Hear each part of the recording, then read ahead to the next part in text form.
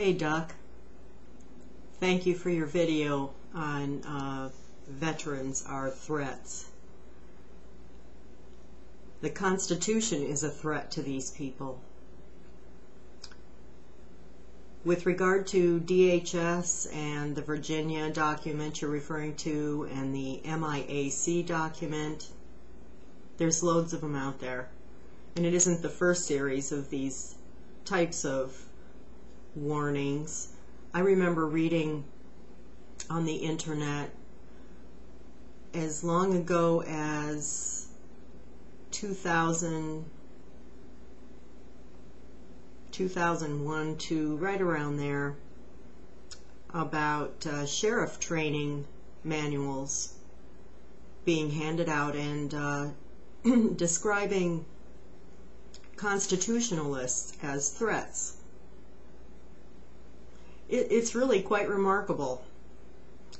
There's only one thing that can be behind this, and that's an agenda for New World Order regime. I'm really concerned about all of the UN and NATO inculcation into not only peacekeeping on our shores, but all the way into our Supreme Court. Cases are now being adjudicated on the premises of foreign or international whim. Not even law of nations, okay? Law of nations is a pretty steady document that is much older than the Constitution that our country had to behave within in order to become a country. Law of nations is valuable to us, but it's a freeing document from what I've studied rather than the restrictive, taxing BS documents that are coming out of UN. Carbon tax, gun control, the list is huge. Vets are a threat. Okay, on to this thing. There are so many bills out there, it's useless for me to make a big list of them, just Google them. There are numerous bills out there, both done under Bush's regime and now under Obama's, that are planning the complete disarmament of vets. And I have read indications that it doesn't even take the vet himself or herself to be disarmed.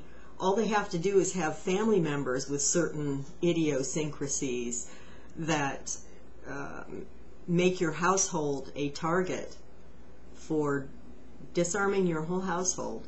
If you have a son or a daughter of age who's on medication, if your wife or husband has had depression, so anyone in your family can disqualify you from being free to have a firearm or ammo or all these other things. Anyway, you went on to talk about citizens and military defending the Constitution. Well, here's my big concern. I've been in this freedom movement, truth movement, whatever you want to call it, I'm a constitutionalist, and I have been reading this and studying it for well over 15 years. It should be my whole life's work, but I didn't wake up until about 15 years ago. And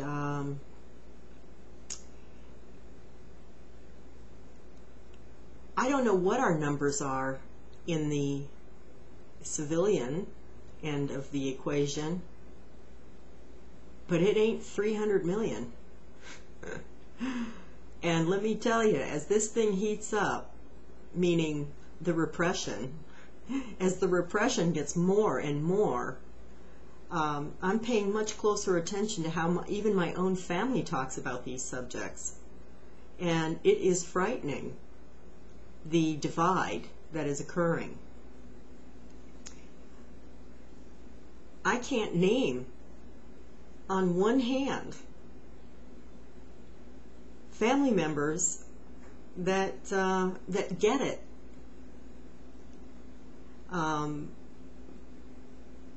I won't go into detail about what level of ignorance they are in, but, you know, none of them are prepared for what's coming down. None of them are even prepared for the economic downturn.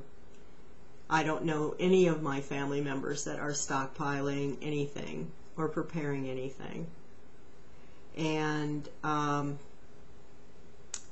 anyway, back to this New World Order agenda and tools that they're using. Propaganda, racism, all of these things are huge in the toolkit of the New World Order. And they deliberately they fund both sides of any racial divide.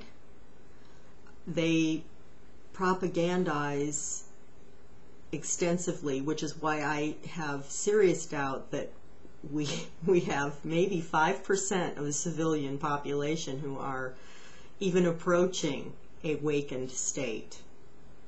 I hope we have 5%, but I want you to know I think your vid is brilliant. I'm really encouraged by the Oath Keepers. I hope you are a signee of the Oath Keepers. Not that you need to be. It's like belts and suspenders. You've already taken an oath, so, you know, why be an Oath Keeper? Well, it's because most of us don't read the Uniform Code of Military Justice. Many of the Americans that you have been so bravely defending and fighting for don't even read their Constitution. So Oath Keepers is a way to put little bullet points out in front of the dummies out there and say, hey, that's a pretty good thing that, you know, they're not going to do this, they're not going to do that.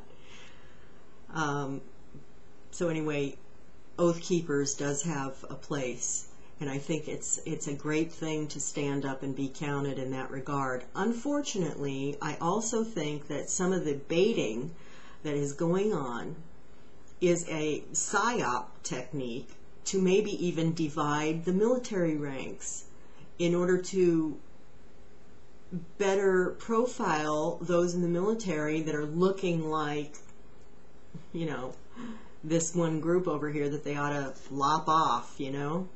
So there's a lot to be said for subtlety, and there's a lot to be said for being in the know and being on the inside. So I'm going to take heart that there's folks like you that are out front, maybe an Oath Keeper, pledger, and a guy on YouTube making videos for all of us to be encouraged about. And then I'm hoping that there's a big majority, of those who are very much in the know, very much on the same energy level we are and wavelength intellectually, and determined to be proud Americans and uphold our Constitution on the inside, the quiet types.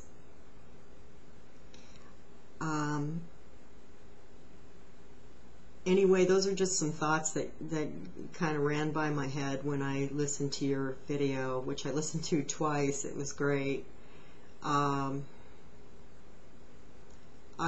think we're in a world of hurt, and we have a lot of work to do, but the first revolution took place with less than, I think, 3% of the population. And until a few brave souls stepped up and showed that they're able to do the work, then the rest of the country came along pretty quickly. But it's so out of control, and we have to stop the disarmament of returning veterans. It's an abomination, and it should outrage anyone in this country, but particularly the vet. Thank you for your service to our country. Thank you for taking that oath and understanding it and standing up for it.